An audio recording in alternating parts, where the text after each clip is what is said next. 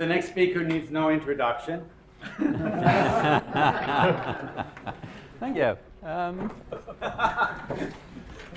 So I have some announcements first, which I'll forget if I leave them till the end. Well, I guess this announcement's not going to happen. That's a strange thing. Oh, there we go. So there's an announcement about the dinner. So there's the people who have booked for the dinner on Thursday. And if anybody else would like to go, then they should book by noon today, apparently. And there's an announcement about lunch. So people who are resident for this workshop get their lunch from the main cafeteria at Churchill College, which is 5 minutes walk, maybe 3 minutes walk. And if anybody else would like to eat there, then they can pay at the cafeteria. I don't know what this one's about. This is just the program, isn't it? There's a cyclic permutation. Oh, there's some Oh, this is the change in the program. for Wednesday afternoon. So Wednesday afternoon has changed. So there's been a cyclic permutation of the 3 speakers on Wednesday afternoon, so that Julius can have more time. The last speaker.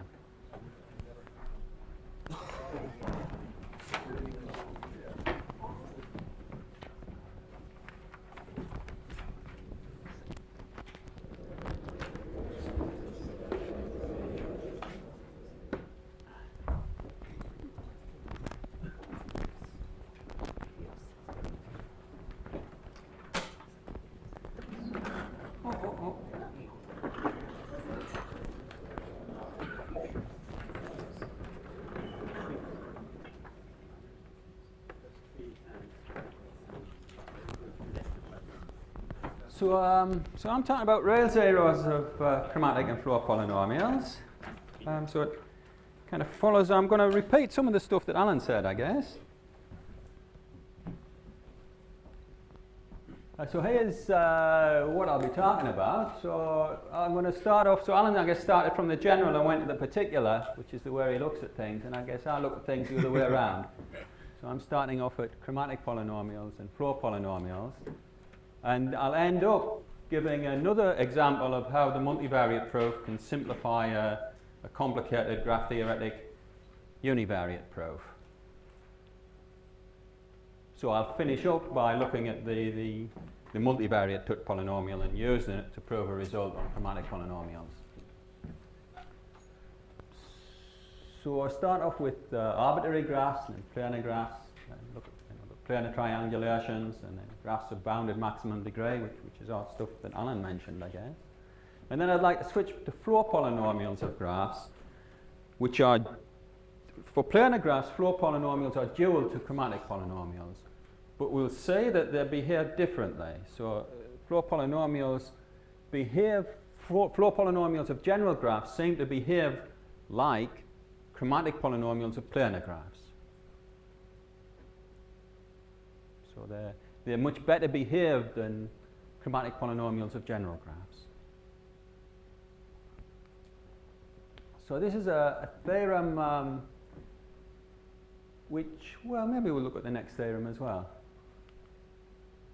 So this kind of says what happens to the roots of chromatic polynomials of general graphs, of arbitrary graphs.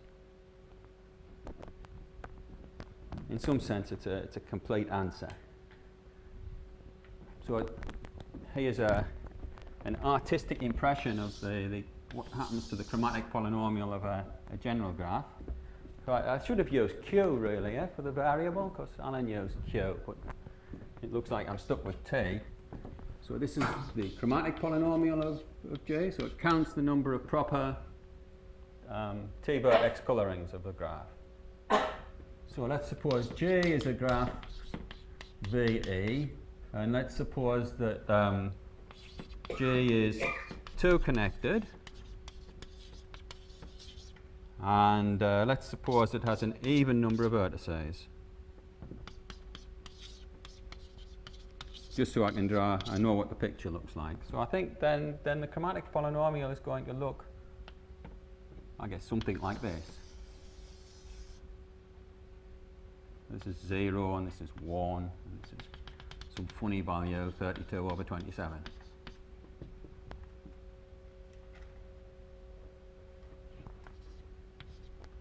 So if we don't know it's two connected, and we don't know, so it's a bit more complicated. So the sign, didn't want to do that. Come back. That's what I want to do. So the sign for t negative is minus 1 to the n, where n is the number of vertices. There's a 0 at the origin, which has multiplicity, the number of components of the graph. It's non-zero with sign minus 1 to the n plus the number of components between 0 and 1. So these things I think are contained in papers of Tuts, but I mean, I didn't really want to assign them to Tut because they're very easy.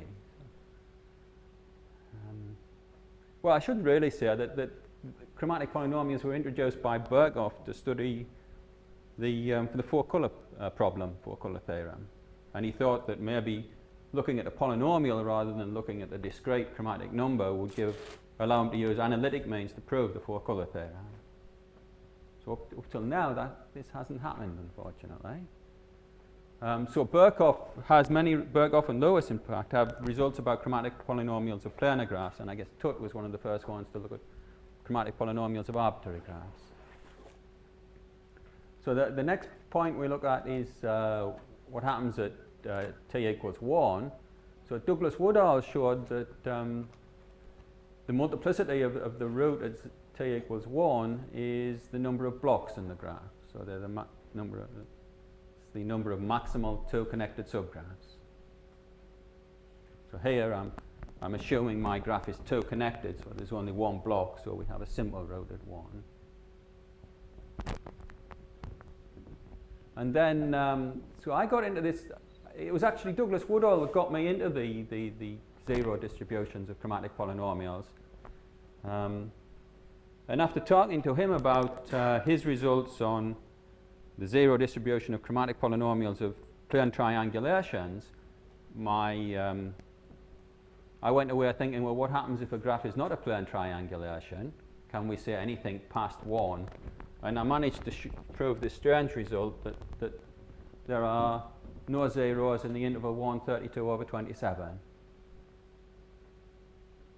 And I also constructed a family of graphs whose chromatic roots converge to 32 over 27. So a chromatic root is a root of the chromatic polynomial. So in some sense, 32 over 7 is it really is, we can't go epsilon past 32 over 27. And then Carsten Thomason showed that in fact you can't go anywhere after 32 over 27. So after 32 over 27, the chromatic roots are dense in the whole interval up to infinity. So this solves a problem, I guess, of Ron Reid. I think Ron Reid asked to try and determine the behavior of chromatic roots of graphs. And then this, putting it all together, it answers Ron Reid's question. So I guess this is an example of the question that I asked Alan at the end of his talk. Or maybe, maybe I should go back a second. So I'd like to show you the graphs the family of graphs that I came up with that converge to. So these have chromatic roots converging to 32 over 27. Real chromatic roots. Real chromatic roots. Excuse me, what is the degree of the polynomial in terms of this data? The degree of the polynomial is the number of vertices. That's right.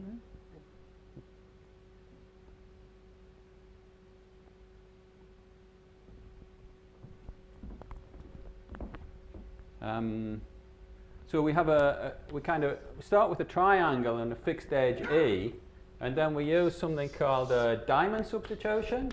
I didn't call it diamond substitution in those days.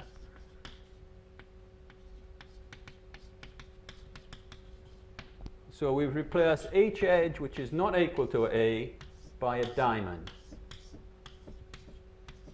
So it's a cycle of length 4. And then we iterate. So now each edge which is not A we replace by a diamond. And as we go on, the chromatic, the chromatic polynomial of the triangle is t minus 1, t minus 2. So it's a root of 2. This has a root between 1 and 2. And the root between 1 and 2 converges from above to 32 over 27. And with hindsight, what we're actually doing is we're putting weights on the edges. So this, if we think of, this is the way we'll think in the end. So the chromatic polynomial is the multivariate Tuck polynomial with all weights equal to minus 1. And what we're actually doing is replacing these two minus 1 weights by a different weights. And as we iterate, the weights are converging to a limit which gives this. So I think the natural way of looking at this is to look at weights on the edges, which is why this is looking at three connected graphs may be interesting, because it stops this way of cheating by putting weights on the edges. What stops you from doing the computation by the simple series in parallel law? Yes. At least. Yes.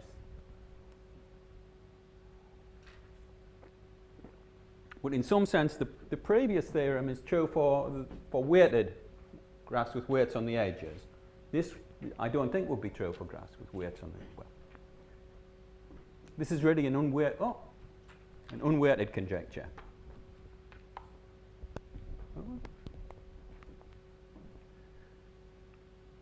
So it says that if we have a three-connected graph, then maybe the chromatic roots behave nicely in the interval 1, 2, and nice means that we have at most one root between roots in 1 alpha. Yeah, so K3, 4 is the three-connected graph with the smallest chromatic root between 1 and 2. That's the first part. What's K3, 4? So Kmn is a complete bipartite graph where we have n vertices on one side and n on the other, and we put all edges in between. So yeah, please shout out questions. So I like people to be involved in the talks. So this is actually the wrong picture. What I wanted was I want n odd. So for n odd, it's going to look like this. I'm going to put you to change your axis. Sorry? You're a little bit like Mathematica. You sometimes draw your vertical axis at x equals 1.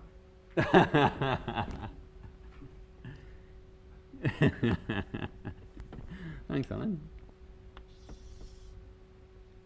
This is 0, 1, and a bit carried away there, 32 over 27. So if we look at K3, 4, then we have an odd number of vertices, so the graph looks something like this. 1. And we know at 2, K3, 4 is a bipartite graph, so we can 2 vertex color it. So at 2, the chromatic polynomial is going to be positive. So if we have a bipartite graph with an odd number of vertices, there must be a root between 1 and 2. K3 fails here because it's not Three connected, yeah.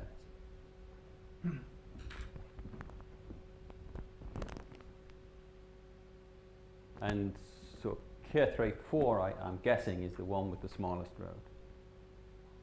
But K2, 3 also has a root between 1 and 2. But it's not three connected. Right, but might there be some less sophisticated theorem that before you go up to 1.781, you first go up to the root of K2, 3? Maybe, yeah. I mean, this three connected graphs are nice, but if we want a proof by induction, it's difficult to say in the family of three connected graphs. So in fact, So Feng Ming Dong and Gordon Royal will talk about how this theorem can be extended, and I guess Karsten as well. We'll talk about how this theorem can be extended for certain families of graphs past 32/27. So these are families other than adding this 3 connectivity condition.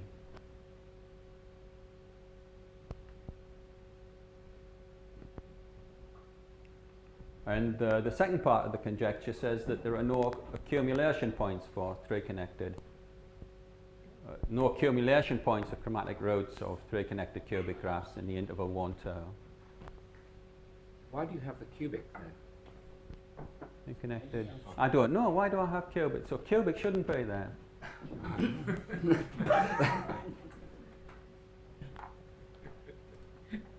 I don't know where that came from. Sorry. I have lots of problems from cutting and pasting. So I guess it was cut and paste from the cubic section. So this cubic is a graph in which all vertices have degree 3, but it shouldn't be there, so don't worry about it for now. So this should be deleted.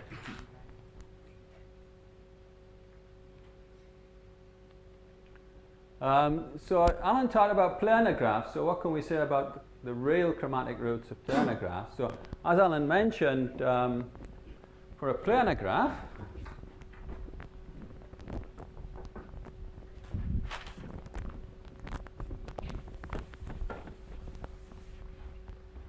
we can extend our picture a bit, so it is planar. Then Birkhoff and Lewis showed that at 5, the chromatic polynomial is always positive.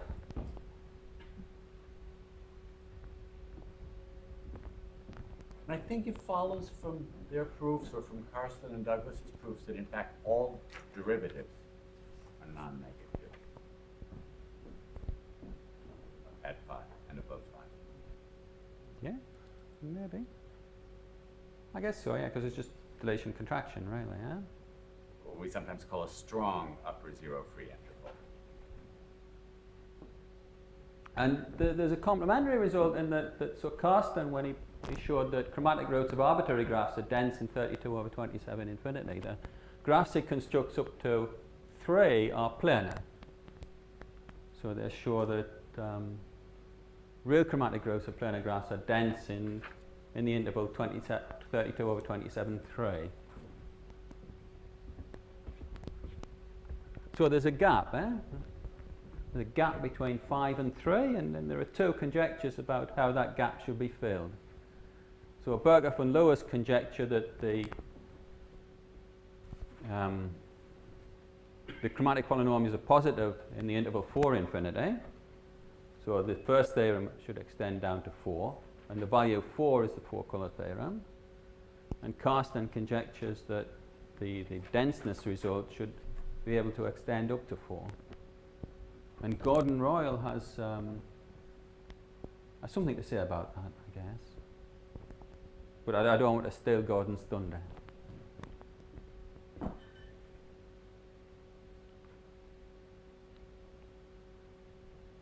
So can we look at a nicer family of graphs than planar graphs? Well, we can, and what's really nice are plane near triangulations. So a plane triangulation is a graph embedded in the plane in such a way that all faces are triangles. And it's a near triangulation if we allow one face which is not a triangle, which we typically draw as the outside face.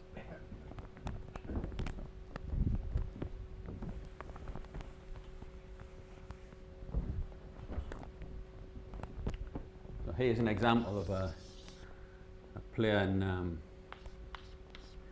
near triangulation.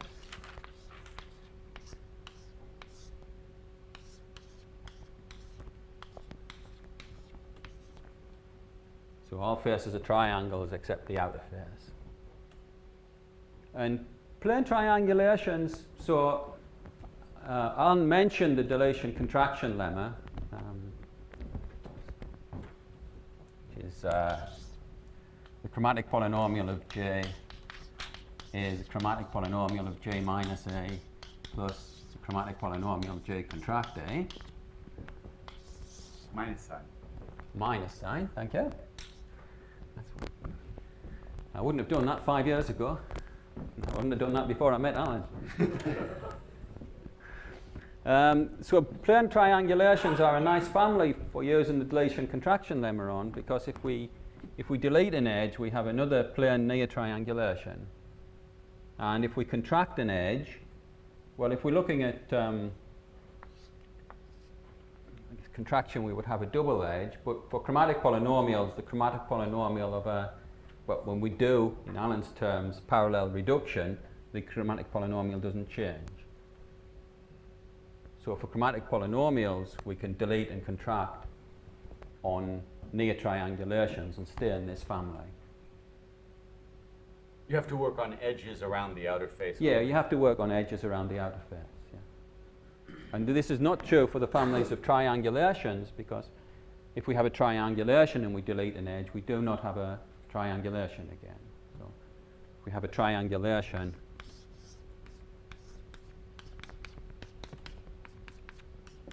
and we delete this edge, it's no longer a triangulation because we have a 4 cycle. We have a face of size 4.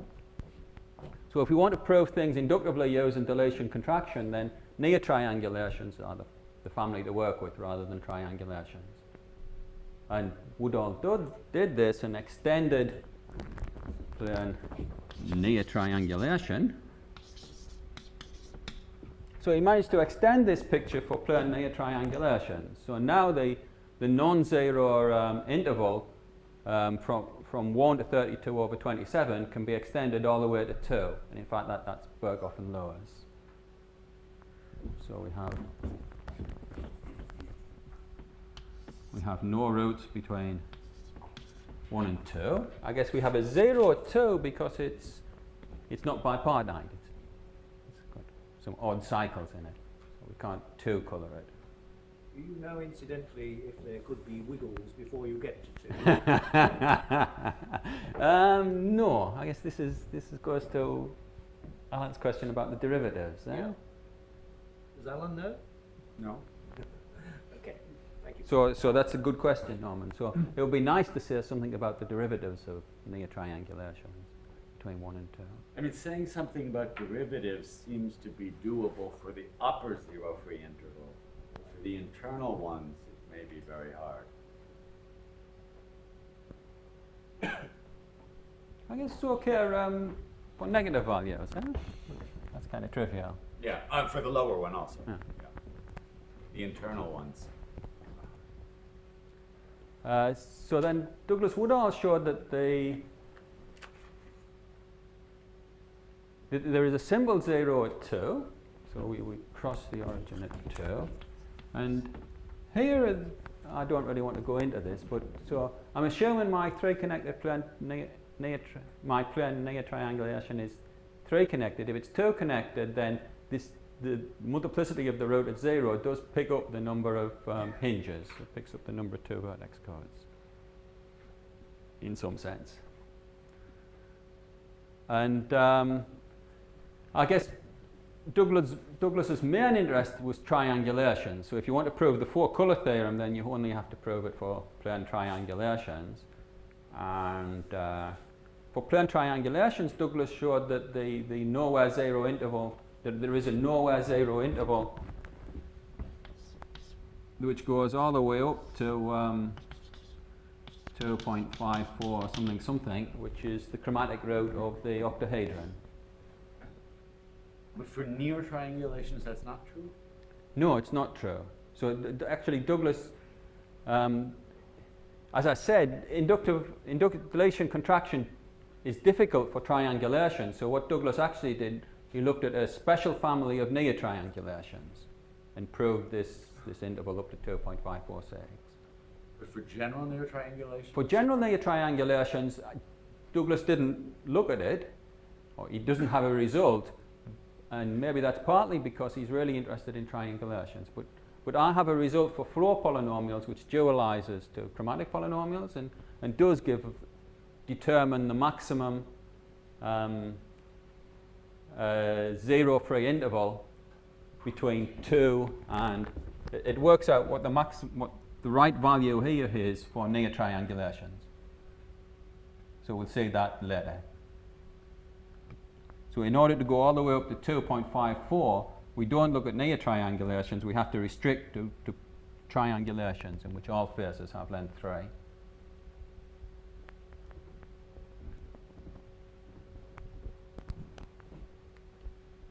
And Douglas has a conjecture which I guess inspired my 3 connected conjecture.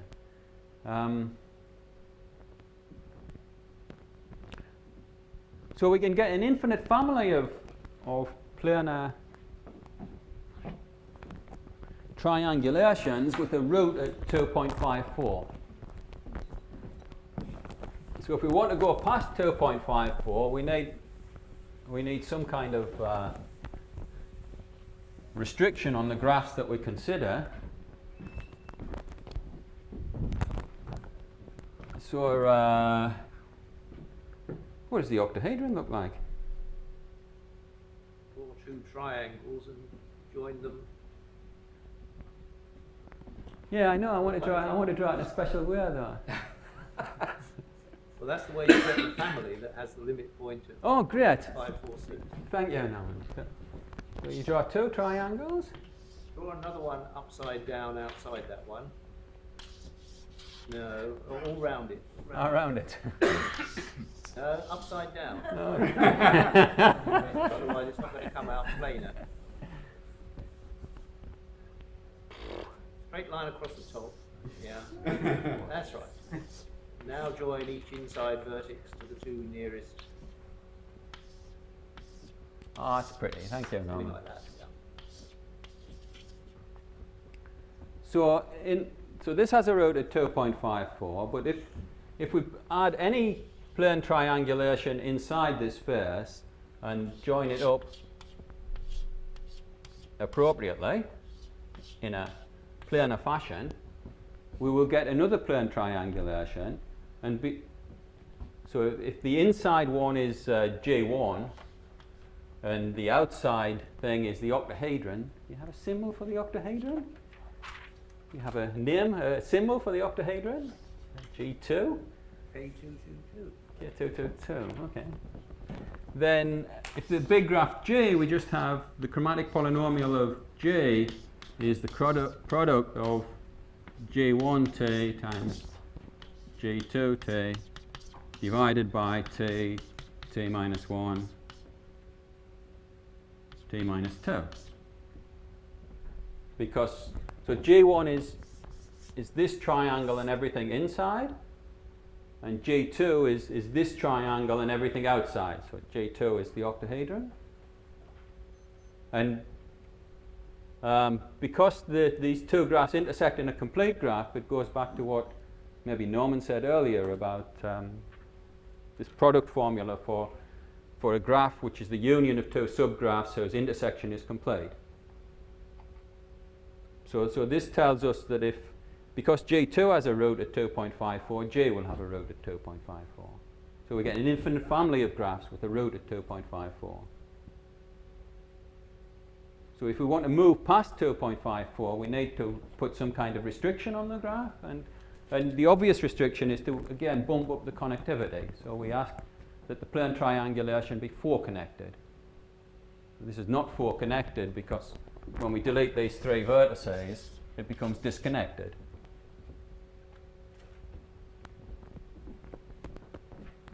So Douglas conjectures that if we look at 4 connected plane triangulation, then we can go all the way up to the square of the golden ratio, or as Alan likes to tell me, 1 plus the golden ratio. And again, there is this density thing that there are no accumulation points for 4 connected plane for chromatic roots of 4 connected plane triangulations in the interval 2 tau squared. And is that again sharp if there's a known graph or family? It can't be a graph, a known family of graphs with roots Tending to coming tau down. squared, yeah. So this is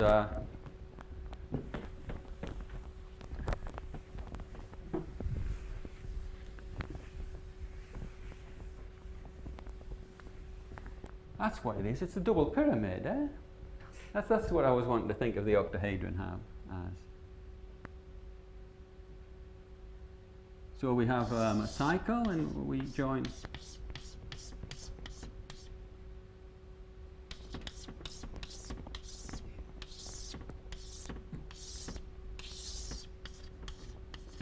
So we take a cycle, and we put a vertex inside and join to every vertex on the cycle, and a vertex outside and join to every vertex on the cycle.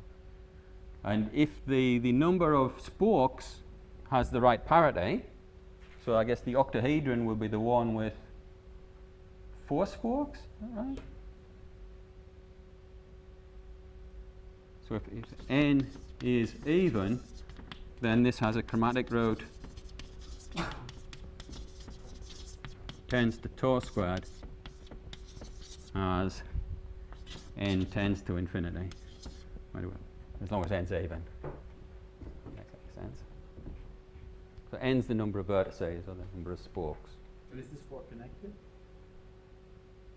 Well, can you say a 3 chord?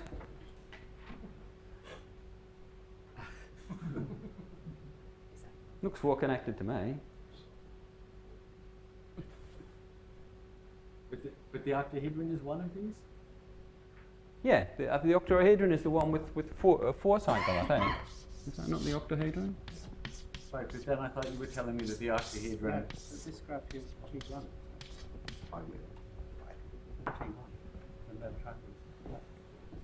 No, but is the octahedron is not a counterexample for this conjecture? Oh, at most 1, 0. Sorry. Yeah. Sorry, the first part of the conjecture is at most 1, 0. Yeah. Not 0, 3. So the octahedron is the typical example. These guys are the typical examples. They're going to have roots. In some sense, yes. We're all I going to guess. have one root in this interval. Yeah. Is there some family that shows that beyond this, you'll get more than one root? I think Douglas has a 4 connected substitution, which will give an infinite number of. Does that make sense? I think so. I'm not sure, to be honest, but Douglas has a second part of this conjecture about 5 connected plane triangulations, which extend beyond tau squared. So he seems to want to have 5 connectivity to go past tau squared.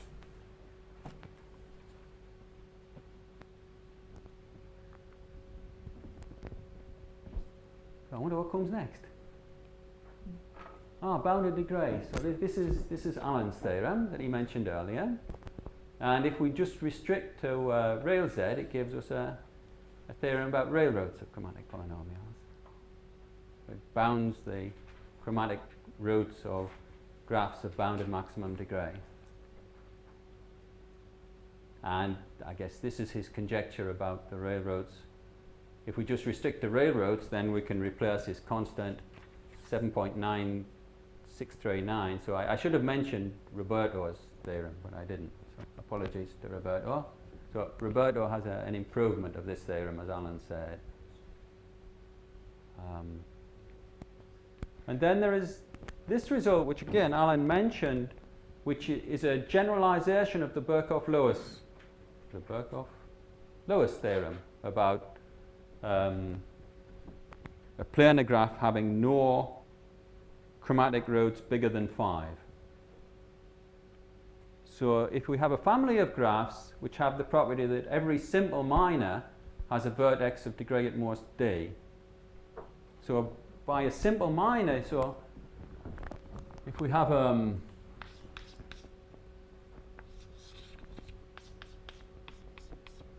graph with a triangle, say, and we contract this edge, then we get a multiple edge.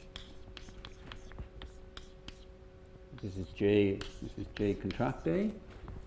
But I don't know whether you can say that. Yeah? Chromatic polynomials don't say multiple edges. So if we do a contraction, if we're looking at chromatic polynomials and we do a contraction which creates a multiple edge, we can just delete all copies other than one copy of the edge.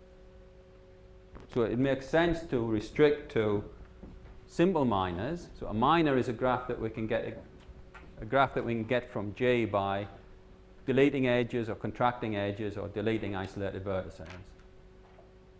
And this theorem says that if every simple minor has a vertex of degree at most d, then the chromatic polynomial is greater than 0 for t greater than d. And the Birkhoff-Lewis theorem for planar graphs follows from this with d equals 5.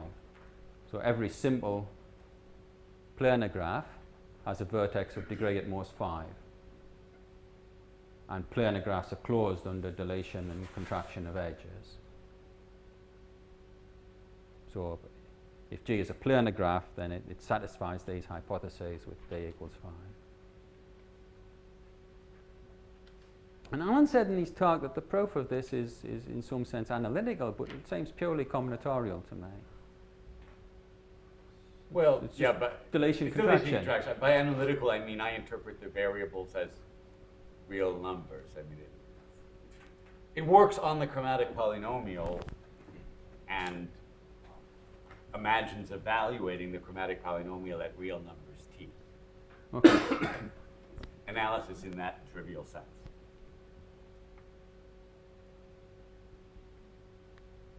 So I'd like to go on and talk about floor polynomials. So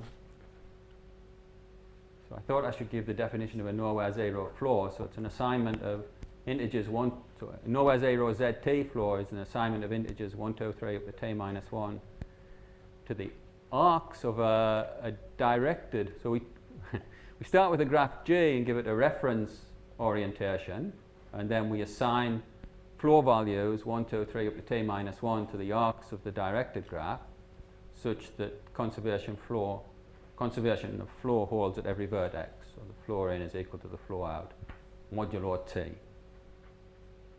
We work modulo t. And we can do this in any abelian group.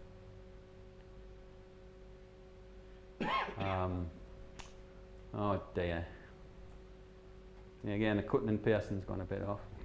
So with respect to floors, there are conjectures, two famous conjectures and theorems. So the conjectures are due to Tut, and Tut conjectured that if G is a bridgeless graph, so in order to have a nowhere zero, so a floor is nowhere zero if it doesn't use 0 mod t, and Tut conjectured that every bridgeless graph has a nowhere zero Z5 floor. And he also conjectured that if there are no edge cuts of size 3, then there is a nowhere zero Z3 floor. And these conjectures have been proved up to a distance of 1. So Seymour showed that every bridgeless graph has a nowhere zero 6 floor, and Giger showed that every graph without 3 edge cuts has a nowhere zero Z4 floor.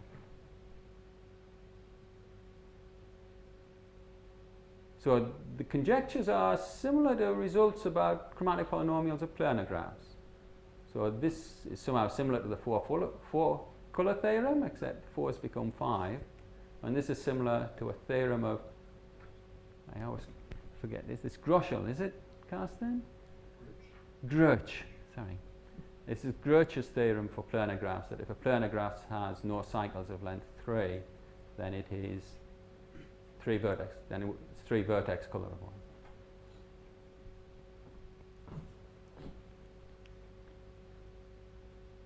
So the floor polynomial of J counts the number of nowhere zero ZT floors. We have a contraction dilation lemma for floor polynomials. So it's like the dilation contraction lemma, but the terms are reversed. And we can use this to deduce that the floor polynomial is indeed a polynomial. And Tut showed that if we have a connected plane graph, then there is this relationship between its floor polynomial and the chromatic polynomial of its dual. So the behavior of floor polynomials of planar graphs will be identical to the behavior of chromatic polynomials of planar graphs. So a PhD student of Douglas Woodall came up with a floor polynomial analog of our first theorem. So he showed that the first theorem about chromatic polynomials goes over to floor polynomials. Well, almost. Sorry. We can say that here we have a t to the minus 1. So the t to the minus 1, if it's for a connected plane graph, if it's not connected, I don't really want to talk about it because I'm not sure what its dual is. But there's a t to the minus 1 coming in.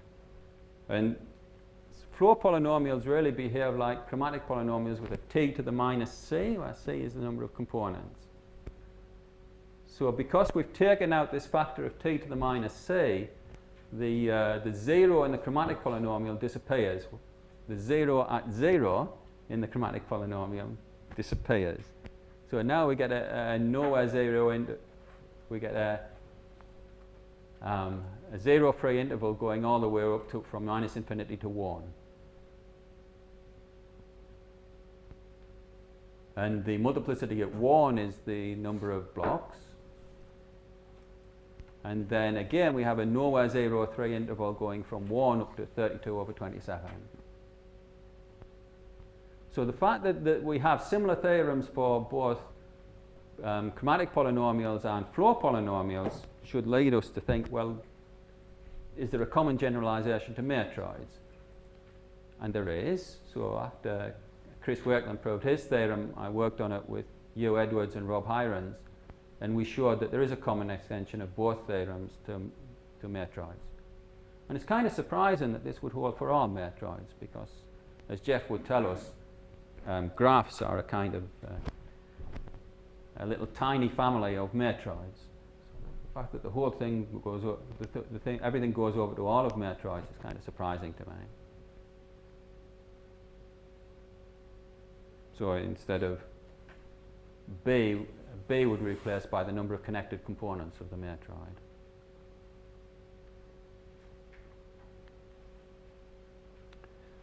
And well, what can we say about another 0 free? Well, so Carsten's. So this is Carsten's. I don't think Carsten's ever stated this theorem, as far as I know. But it follows from his theorem about planar graphs. So because floor polynomials of planar graphs have the same behavior as chromatic polynomials of planar graphs, and Carsten showed that the chromatic roots of planar graphs are dense in 32 over 27(3), it follows that the floor roots of planar graphs are dense in 32 over 27(3). So floor roots of graphs are dense in 32 over 27(3).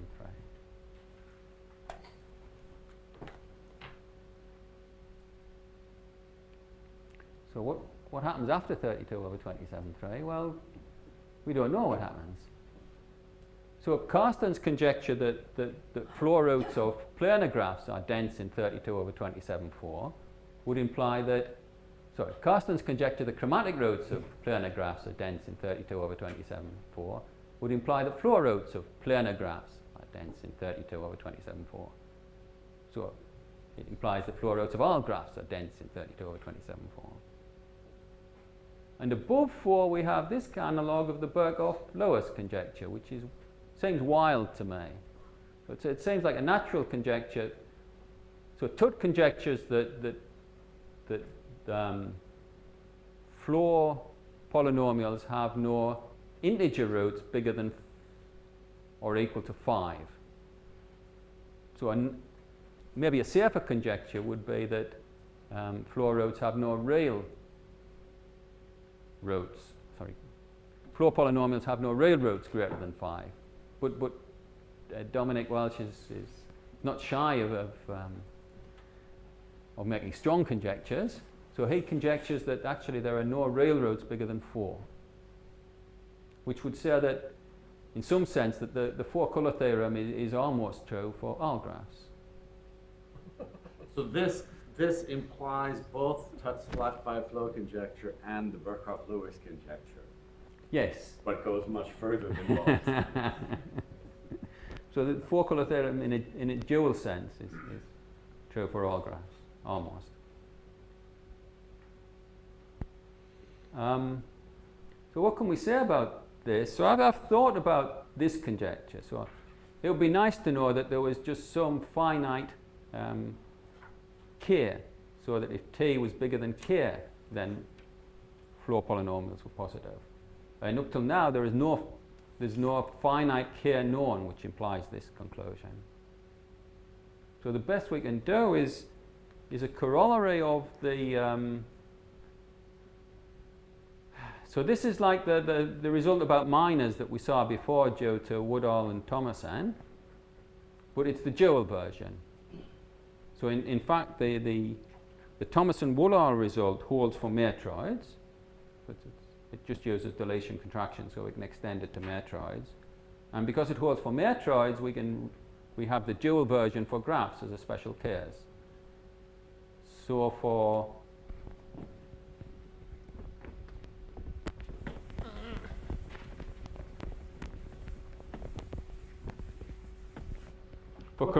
what plays the role of minimum vertex degree of a minor? The minimum cocircuit of a simple minor? Vertex degree corresponds to a cut, and the dual would be a cycle. Which is why you've got cycles coming in here. Yeah. No, but I mean, if you don't dualize it, I guess the point is that in the matroid, it's cocircuit. And the reason, I guess the reason is because I think your theorem actually generalizes even beyond, instead of saying that the cocircuit has to be the edges incident on a vertex, it can be any cocircuit, and that's implicit in a paper of, I believe, Oxley and Wells. It was proved but not stated in that paper. So the result of Carsten and Thomason about minors, which we've seen about for chromatic polynomials, I said extends to matroids, and as Alan said, Oxley actually proved that it extended to matroids, but he didn't state the theorem that it extended to matroids. He stated a much weaker theorem. So he used the same proof technique actually before Carsten and Woodall to prove a much weaker theorem for matroids, but the exact same proof would prove this stronger statement for matroids.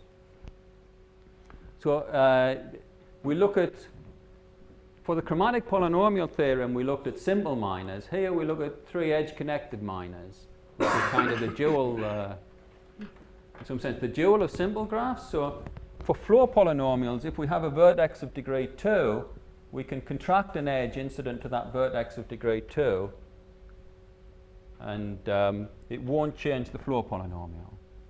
So this is a particular kind of two-edge cut, but we can do the same thing for any kind of two-edge cut. So maybe I should have drawn a better picture. So if we have a two-edge cut, we can contract one edge in the two-edge cut, and it will not change the floor polynomial. So it makes sense to restrict to three-edge connected minors, and the theorem says that if every three-edge connected minor has a cycle of length at most d, then the chromatic polynomial is positive for t greater than d.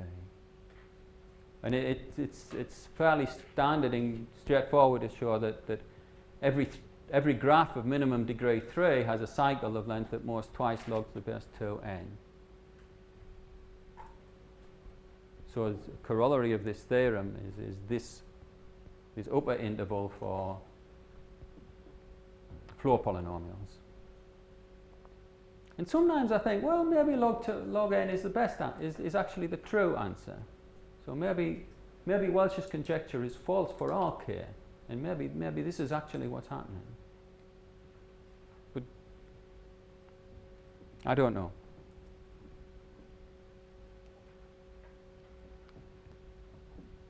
So the next slide, we generalize near triangulation. So the planar dual of a near triangulation is a near cubic graph.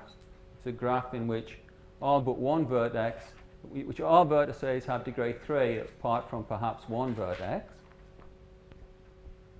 And Woodall's theorem about plane triangulations, if we just take the dual version for planar graphs, we get a theorem for floor polynomials of near cubic graphs. of planar neocubic graphs. So what I noticed was that actually this dual version holds for all graphs, not just planar graphs. So if we have a neocubic graph which is not necessarily planar, it has the same properties as Douglas's theorem about chromatic roots of plane neotriangulations. So it's non-zero in the interval 1, 2. It has a simple 0 at 2. This is the thing that Alan asked about, is if it's, can we say anything about the best interval for neotriangulations rather than triangulations? So this is the dual result which holds for all neocubic graphs. So there is this value rho, which is about 2.225, such that floor polynomials of neocubic graphs have no zeros in the interval 2 rho. And a special case of this would be that chromatic polynomials of neotriangulations have no zeros in this interval. And this is best possible, and there is a family of graphs which I can construct. I can say I'm not going to get round to the proof at the end. Never mind. So there is a family of neocubic graphs with floor roots tending to rho. And I can construct them in a similar way to the if I can remember what I start with. I think I start with K4. Now how do I want to draw it?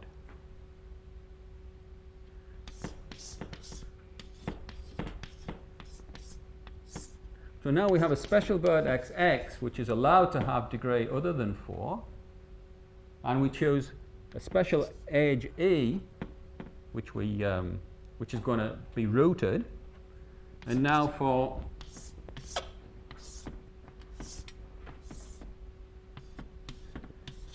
every edge incident to x which is not E, we do a substitution a bit like the diamond substitution.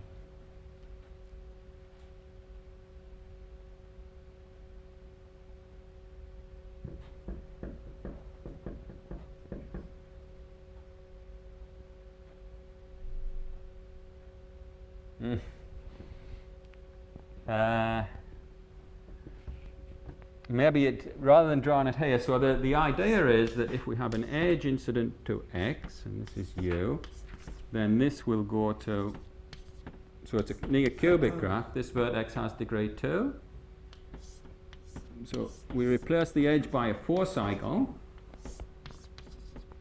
x, and these two edges are these two edges. So I use this operation for both this edge and this edge. So E stays fixed. And then I iterate. So for each of the, so then that will be A, and then be another 2 edges incident to X. And then I would do the same operation for these 2 edges. So if we start with K4 and continue in this way, we get a family of neocubic graphs with roots tending to rho. And again, with hindsight, it wasn't even hindsight, I guess, what's happening is we're actually putting some kind of weights on the edges. So one thing I'd like to look at would be to try and get a much simpler multivariate proof of this result. And indeed, any of the results I've said about chromatic polynomials and floor polynomials, there must be some kind of multivariate equivalent. And it would be nice to know if that simplifies the proof or if it's interesting. And so the last result is the analogue of Woodall's result about plane triangulations.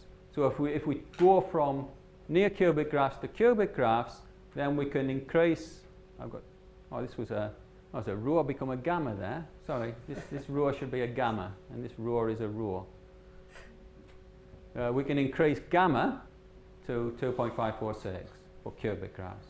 And again, the way to prove it is not to prove it for cubic graphs, but to prove it for a more restricted family of near-cubic graphs. And this would be the analogue of Woodall's conjecture, but not just for planar graphs, not just for plane triangulations, but for plane cubic graphs, for possibly non-planar cubic graphs.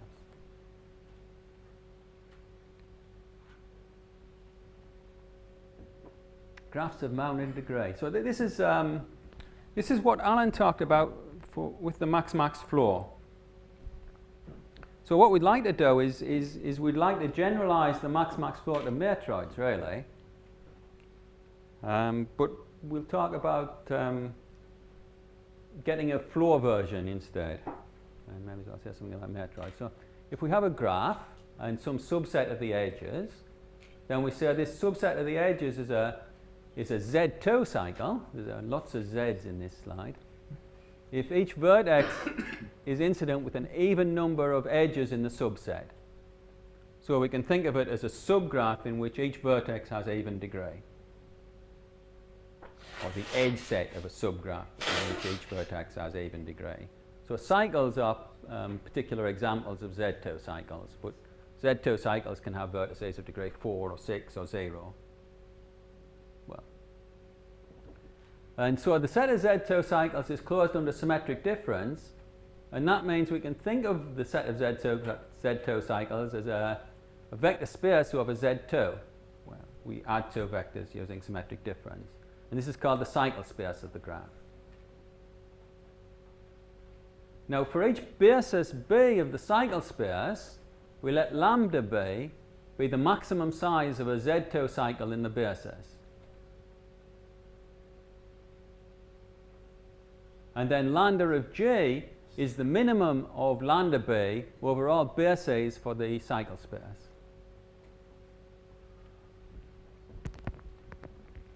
So for example, if we take a plane near triangulation and we take the interior faces, they will give us a basis for the cycle space, and the minimum size of all the Z2 cycles in the basis have size 3 because they're all triangles.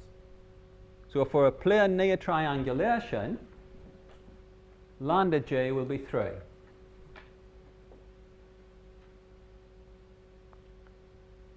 Near triangulation you see here is natural because you get a basis by using all faces but 1. Yes. And for a graph, let's say, we have to use duality here, and maybe I don't want to go into it. But this is the dual version of the lambda that Alan defined as max-max floor in the previous talk. So we conjecture that there exists a constant C, and I'm treading on Alan's complex territory now, that such for all bridgeless graphs, the floor polynomial evaluated that this complex number Z is non-zero outside of the disk of radius constant times lambda. So this would be a dual version of Alan's. It would be an extension of the dual version of, well, no, I guess it is in some sense the dual version of Alan's result about maximum degree.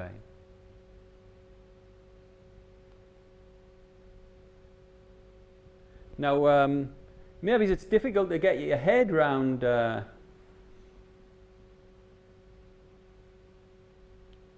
this parameter lambda when you first say it, but it's linked to the diameter of the graph. So the diameter of a graph is the length of a longest shortest path. So if a graph has diameter d, then any two vertices are joined by a path of length at most d. And this conjecture would imply that for graphs of bounded diameter, the floor polynomial is non-zero outside of a disk of radius constant times the diameter. for some fixed constants, say. So to say that this conjecture would imply this conjecture, we can just take we can take a breadth first search spanning tree, and that would have height at most d. It would have a height d. And then if we take the fundamental basis of the cycle space that we get by adding an edge to this breadth first search tree, so when we add an edge to the tree, we get a unique cycle. And if we take the cycles for all edges which are not on the tree, it gives us a basis for the cycle space. And each cycle will have length at most 2d, I guess. So saying that lambda g is small tells us that saying that d is small tells us that lambda g is small. And we've got some experimental evidence for complete graphs for this. So we looked at the complete graphs, the diameter is 1, and it seemed that the roots of the floor polynomials were contained in a very small disk. And maybe the conjecture for complete graphs might follow from work that Alan's doing with Alex Scott on what, multivariate Tut polynomials of complete graphs? Univariate polynomials. Univariate? That's not like you, Alan. Well, but you see, if you could do multivariate polynomials of complete graphs, then that's doing multivariate The polynomials polynomials of all everything. graphs. Yeah. Well, you could bound the things, roots, weights away from 0. So I've gone over time as usual, and I think I should stop there. So last slide. This is a multivariate version of the 32 over 27 theorem. And if I had time, I would show you that even though it's a horrible statement, it has a much simpler proof than my original graph theoretic proof.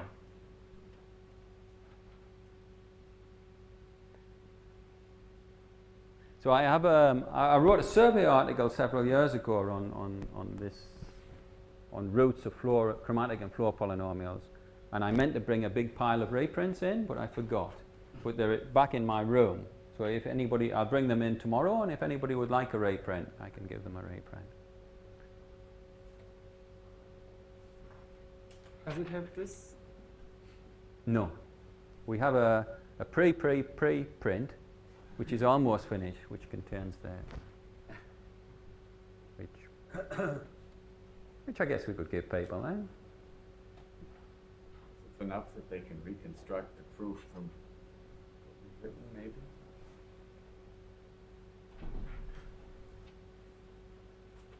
So I'd like to stop there. Thank you.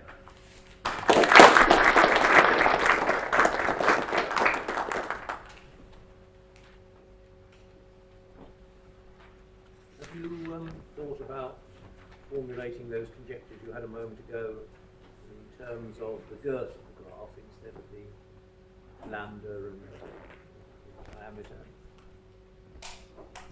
Well, girth would be like having conjectures for chromatic polynomials in terms of the minimum degree. Eh? Yeah. I don't know of any such. Well, there's the one that if you look at the minimum degree of all minors, then you get the Thomason-Woodall theorem. And if you look at the girth of all minors, you get the theorem that I had a while back. You get this theorem. But if you take away the restriction that you're looking at all minors, I don't know.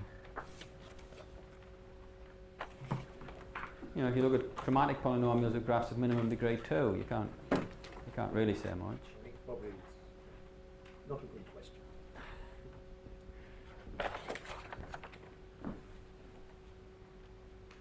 Thanks.